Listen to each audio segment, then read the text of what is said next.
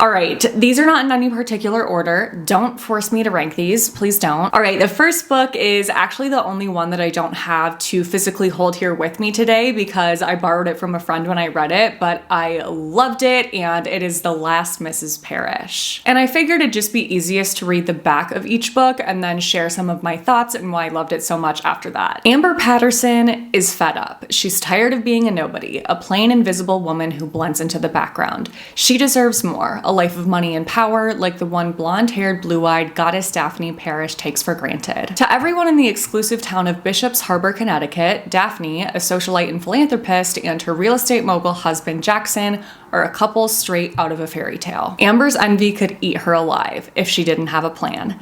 Amber uses Daphne's compassion and caring to insinuate herself into the family's life, the first step in a meticulous scheme to undermine her. Before long, Amber is Daphne's closest confidant, traveling to Europe with the Parrishes and their lovely daughters and growing closer to Jackson, but a skeleton from her past may undermine everything that Amber has worked towards, and if it is discovered, her well-laid plan may fall to pieces. Oh my gosh. I think I actually read this more than 2 years ago, but when I was attempting to narrow down my list to only 10, I felt like I had to include this because it just really stuck out to me as one that I loved so much. It's just one of those books that keeps you on your toes the entire time because number one, the characters are really interesting, and number two, it's just perfectly sneaky and secretive, and it leaves you wanting to figure out more and more. And right when you think you figured it out, a twist happens and you're like, wait a minute, what? So this was a super fun read for me. I would definitely recommend it if you like suspenseful thrillers that aren't too focused on the like horror aspect of it. Do you know what I mean? I feel like there's a difference between a horror suspenseful thriller and one that's just a little bit more gossipy and drama-y, and this one's definitely more gossipy and drama-y. It was a juicy one. Highly recommend. Next is Where the Crawdads Sing, which has definitely been popular for a while. It's something that I heard mixed reviews on, so I never really had plans to read it until the movie came out. I'm somebody that loves to read the book before I watch the movie, so I was like, all right, I have to read the book now if I want to watch the movie, and I wanted to watch the movie. So I'm sure a lot of you have read this or heard about it at this point, but I will still read the back for the purpose of this video. For years, rumors of the Marsh Girl have haunted Barkley Cove, a quiet town on the North Carolina coast. So in late 1969, when handsome Chase Andrews is found dead, the locals immediately suspect Kaya Clark, the so-called Marsh Girl. But Kaya is not what they say. Sensitive and intelligent, she has survived for years, alone in the marsh that she calls home, finding friends in the gulls and lessons in the sand. Then the time comes when she yearns to be touched and loved. When two young men from town become intrigued by her wild beauty, Kaya opens herself to a new life until the unthinkable happens. This is actually the only book in this stack that I didn't devour in just 1 to 3 days, and that's because it definitely is slower to start. It has a lot of heavy nature imagery in the beginning as it's kind of setting the scene for the location of the book. So when I first started reading this, I was not sure that I was going to be able to finish it because it was just a lot more dense than I was anticipating, and it took a while to get used to in terms of the vocabulary, but I did definitely get used to it, and once I did, I fell in love with it. I fell in love with Kaya, I fell in love with the writing and the story of the book. It really is just beautiful. And it does have the love twists, the two different kind of love connections, but also a very suspenseful, thrillery aspect / storyline as well, but not in the same way as something like The Last Mrs. Parrish or other thriller books. That is definitely kind of like a subplot that's woven in, and it's not something I would consider to be a thriller at all.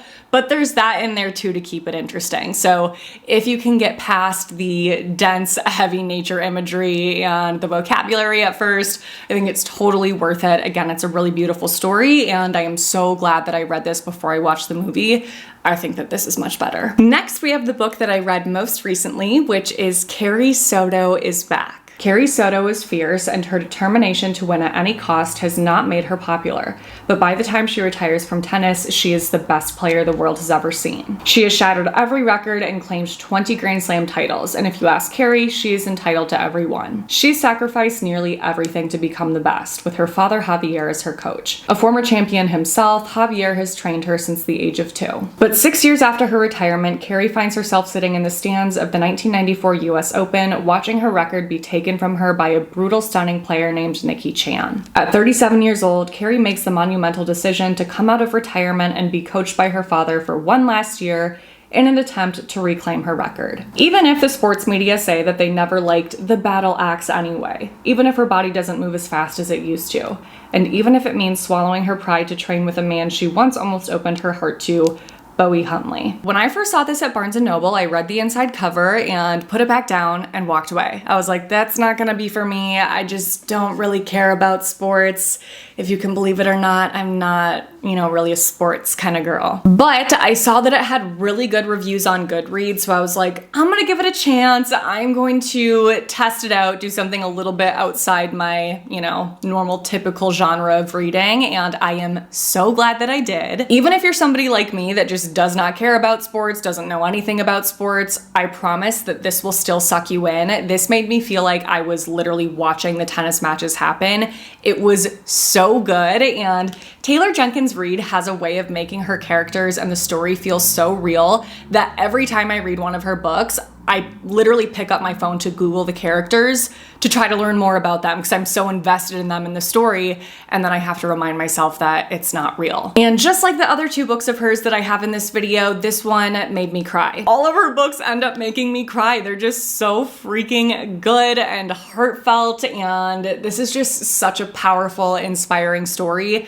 I cannot say enough good things. If you need a little kick in the butt, to go after your dreams, whatever they may be, read this book. You'll feel inspired. Next is The Wife Between Us. When you read this book, you will make many assumptions. You will assume you are reading about a jealous ex-wife. You will assume she is obsessed with her replacement, a beautiful younger woman who is about to marry the man they both love. You will assume you know the anatomy of this tangled love triangle. Assume nothing. Twisted and deliciously chilling, The Wife Between Us deftly explores the hidden complexities of marriage and the dangerous truths we ignore in the name of love. Read between the lines, it says in italics. This was actually written by two authors, and I have read several of their books. They're all really good, all psychological thrillers, but this was definitely my favorite. I loved this. Very twisty, very suspenseful, and I loved the drama of this as well in a similar way to The Last Mrs. Parrish, where it was just really I wanted to say salacious, but I feel like that's not the right word because it's not really that steamy of a book. It's just that the story feels salacious, and it was one I couldn't put down either. I needed to figure out what was going on. And I feel like the back of this explains it perfectly, where you assume all of these things. I totally fell for everything, and then you realize that everything you thought you were reading is not what you thought. But that's all I'm gonna say because I obviously don't want to ruin it. The other thing that I loved about this is that it's set in New York City, and I love books that are set in New York, but I feel like I hadn't read a thriller set in New York, maybe ever, and it was just so perfect. The big city element, the glamorous aspect, the high profile, well, I don't really know if he's considered high profile, but the wealthy, successful businessman, the beautiful wife. It's one of those. It's really good. Next is Turn of the Key by Ruth Ware, which was definitely my favorite read by this author. I have read all of her books and I'm a huge fan of her, but this one really stuck out to me. When Rowan Kane stumbles across the ad, she's looking for something else completely, but it seems too good an opportunity to miss, a live-in nanny post with a staggeringly gorgeous salary. And when she arrives at the Heather Bray house, she is smitten by the luxurious smart home fitted with all modern conveniences, by the beautiful Scottish Highlands, and by this picture-perfect family. What she doesn't know is that she's stepping into a nightmare, one that will end with a child dead and herself in prison awaiting trial for murder. Writing to her lawyer from prison, she struggles to explain the unraveling events that led to her incarceration. It wasn't just the constant surveillance from cameras installed around the house or the malfunctioning technology that woke the household with booming music or turned the lights off at the worst possible time. It wasn't just the girls who turned out to be a far cry from the immaculately behaved model children she met at her interview. It wasn't even the way she was left alone for weeks at a time with no adults around apart from the enigmatic handyman Jack Grant. It was everything. She knows she made mistakes. She admits that she lied to obtain the post and that her behavior toward the children wasn't always ideal. She's not innocent by any means, but she maintains she's not guilty, at least not of murder, which means someone else is. So this is a psychological thriller that is more horror-y, in that realm of things than gossipy, but Oh my gosh, the way that I loved this book and couldn't put it down. I was so freaked out by it, but in the best way. What I will say is that as you start to read it, you feel like you're reading a ghost story. Again, I don't want to ruin anything, so I'll be careful what I say here, but I'll just say you start to wonder if that's what you're actually reading or if something else is going on. And as the book goes on, you're trying to figure that out. Like, is this a ghost story? Is there something else weird happening? You're trying to get to the bottom of it, which you eventually do, of course. So if you're okay with a little bit of a spooky read, but one that's not actually scary, then this is gonna be the one for you. Because I can't handle truly scary books. Next is It Ends With Us. Lily hasn't always had it easy, but that's never stopped her from working hard for the life she wants. She's come a long way from the small town in Maine where she grew up. She graduated from college, moved to Boston, and started her own business. So when she feels a spark with a gorgeous neurosurgeon named Ryle Kincaid, everything in Lily's life suddenly seems almost too good to be true. Ryle is assertive, stubborn, maybe even a little arrogant. He's also sensitive, brilliant, and has a total soft spot for Lily. But Ryle's complete aversion to relationships is disturbing. As questions about her new relationship overwhelm her, so do thoughts of Atlas Corrigan, her first love and a link to the past she left behind. He was her kindred spirit, her protector. When Atlas suddenly reappears, everything Lily has built with Ryle is threatened. This is one of those books that I felt like I got sucked into immediately, like almost from page one. I just had to keep flipping through it. This is one of those that I read so quickly because I just needed to know how it was going to end and what was going to happen. And it starts out with this super lusty love story and you're so invested in it and both of the characters, and then things start to go awry, and it's definitely one that is difficult to read, but I think it's an important story and something that I think everybody should read. Again, I feel like that's all I can say without ruining what happens, but if you haven't read this yet, you will not be disappointed. Also, I want to give an honorable mention to It Starts With Us. This is the sequel to It Ends With Us, and while it's definitely not nearly as good as that book, I still loved it as like a finisher, a finale to that book. So if you absolutely loved It Ends With Us, I still think that this is worth it to read. It's a quick read, and it just gives you, I don't know, like a little bow on the story that you may have been wanting, like I was. Next is The Nightingale. With courage, grace, and powerful insight, best-selling author Kristen Hanna captures the epic panorama of World War II and illuminates an intimate part of history seldom seen: the Women's War. The Nightingale tells the stories of two sisters, separated by years and experience, by ideals, passion, and circumstance, each embarking on her own dangerous path toward survival, love, and freedom in German-occupied, war-torn France. A heartbreakingly beautiful novel that celebrates the resilience of the human spirit and the durability of women. It is a novel for everyone, a novel for a lifetime.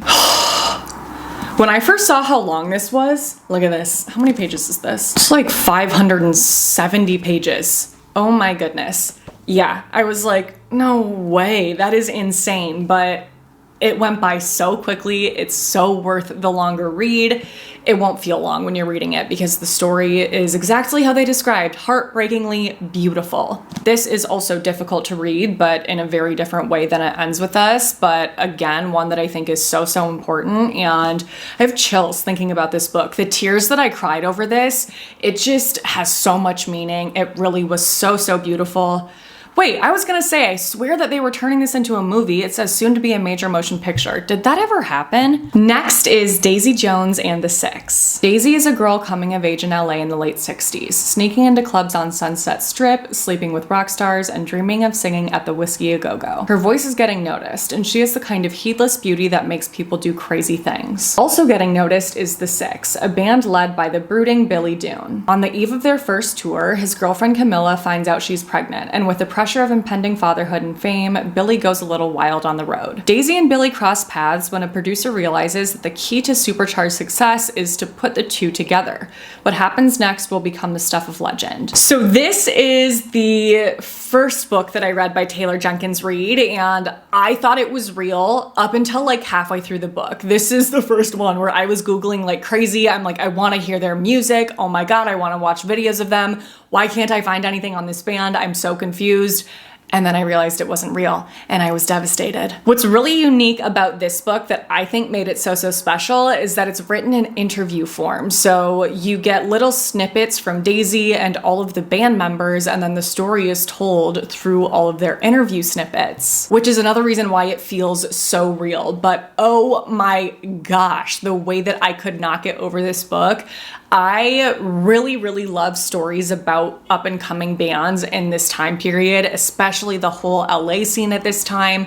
I just think it's such a fascinating time and place and era. So this was perfect, like my favorite kind of story for something like this. Oh my gosh. And this they're making into either a series or a movie. The next book that I'm going to talk about is also either a series or movie. I think it's like one's a movie, one's a series, which I feel like tells you a lot. She just writes books that are meant to be on a screen. They're that good. And that book is The 7 Husbands of Evelyn Hugo. Reclusive Hollywood icon Evelyn Hugo is finally ready to tell the truth about her glamorous and scandalous life. But when she chooses unknown magazine reporter Monique Grant to write her story, no one is more astounded than Monique herself. Determined to use this opportunity to jumpstart her career, Monique listens in fascination.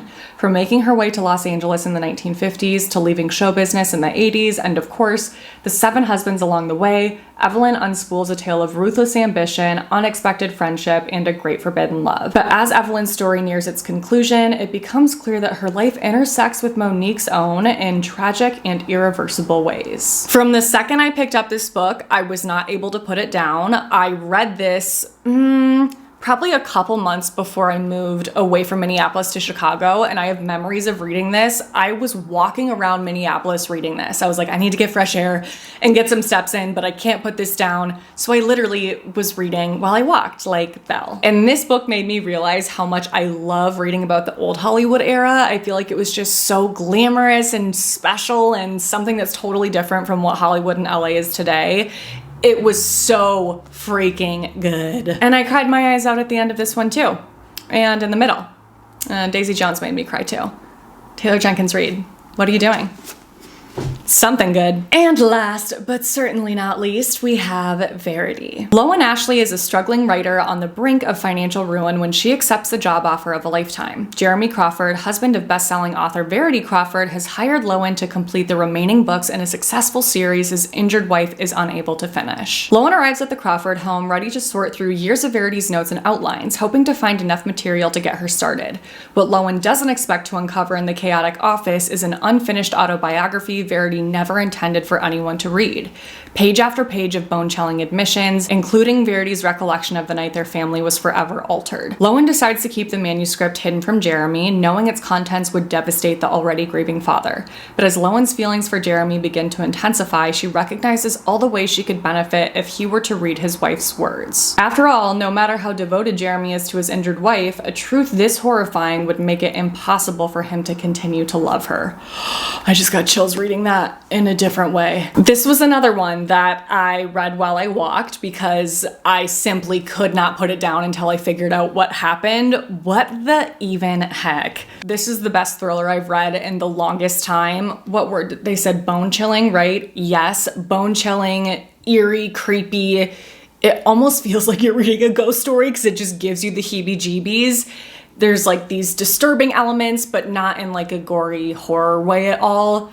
Just psychologically kind of disturbing, but in a way that just makes you need to know what is going on and what happened. And the end killed me because you're just left being like, which one is it? Is it this thing or is it this thing? And I have my own theory as to which I believe. Every time someone reads this, I'm like, which one do you think it is? I need to know what you think. It's one of those that, I don't know, I feel like you just get really excited about, but again, in like a bone-chilling, disturbing way. Verity was such a good read. Highly recommend. All right, you guys, those are all of the books that I wanted to share for today's video. I really hope you enjoyed this. I know it was very different from my normal content, but so many of you seem to be really into the book content, and that makes me excited because again, if you cannot tell, I love books. So all of these books will be listed and linked in my description box below in order of mention in case you would like to pick any up to read for yourself after watching this. If there are any books that you think make it into a list like this that I need to read that I didn't talk about, please let me know. I am always, always, always wanting to hear book recommendations. I actually ended up with shelves in my new apartment, like bookshelves on either side of a fireplace, and my goal is to completely fill them up by the time that I move out of here. So I am all ears for book recommendations, but if you enjoyed the video, if you'd like to eventually see a part 2 of these when I have read more books, let me know in the comments below, and don't forget to give this video a thumbs up, subscribe if you haven't already, click on that notification bell, and send my channel to a friend that you think would enjoy my content. Thank you so much for doing those things. Your support means the world. Thank you for watching my videos. I love the freaking heck out of you guys. Make sure to stay tuned for my next one because that will be up in a few days, but until then, I hope you have a great few days.